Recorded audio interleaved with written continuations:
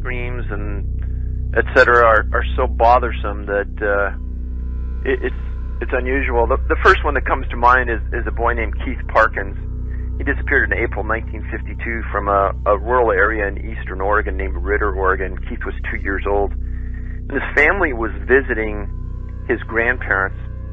And, you know, when you visit your grandparents, you run around the yard, have fun, see the animals. Well, his grandfather owned a small ranch.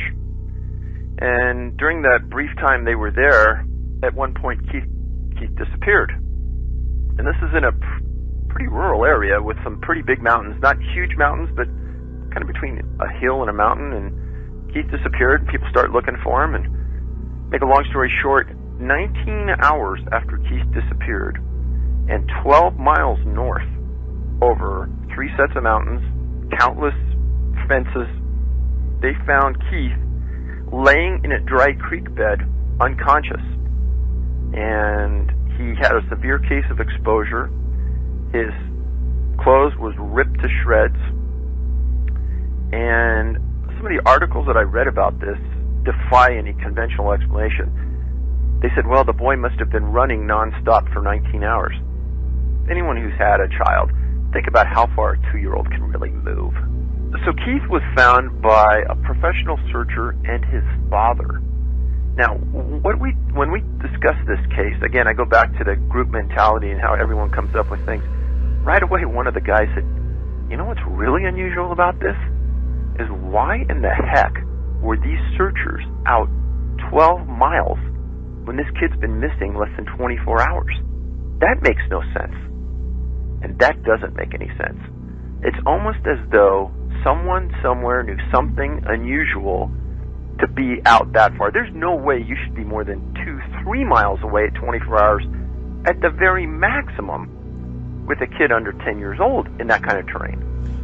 So, I mean, one of my questions, if I was one of the law enforcement guys, and I would say, why were you guys 4 or 5 times the distance out that any search and rescue quadrant direction would ever state that you should be?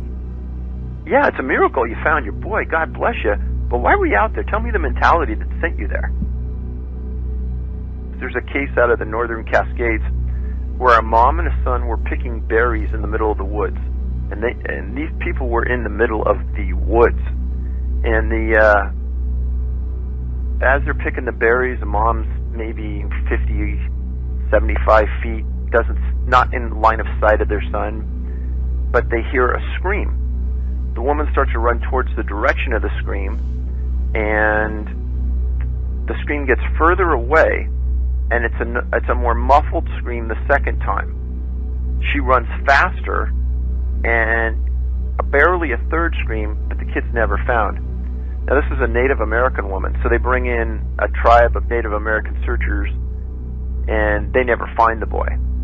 And for people that don't, this occurred decades and decades ago. For people that don't understand, if it was my son that's missing, I want Native American trackers on it, because these guys were some of the best in the middle of the 20th century. They look for subtleties that most searchers don't look for, animal signs, tracks, etc. Well, they didn't find any animal tracks, they didn't find anything, and they never found the boy. Now, what's interesting is you fast forward 30 years, there's a boy that was in a camper near Wenatchee Lake, again in this same area, probably no more than 20 miles away from where Pankinen, the berry picker, disappeared. This boy was in the back of the camper with their cat and his younger sister.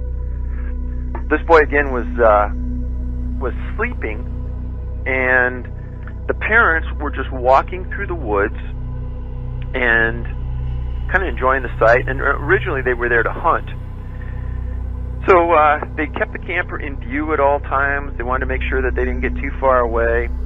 And this was October 1973. His name was Jimmy Duffy. He was 2 years old. And they walked behind a set of trees just momentarily, and they hear a scream. And they run from behind the trees, and they see the camper door open. They run as fast as they can, and they get up to the back of the door, and they look inside.